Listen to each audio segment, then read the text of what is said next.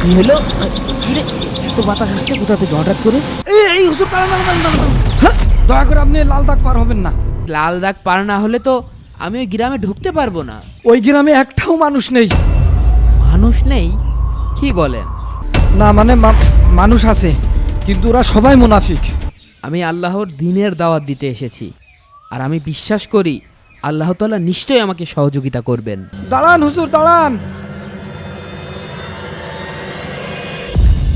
ওরে আল্লাহ রে আল্লাহ, তুমি এ কোন গ্রামে আমার ইমামতির দায়িত্ব দিলে আল্লাহ? মসজিদের এই কি অবস্থা?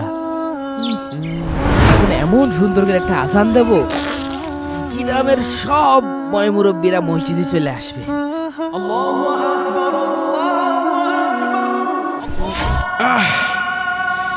আরে উফ ওরে ওরে ক্লাব রে, ওরে কেউ থামা রে।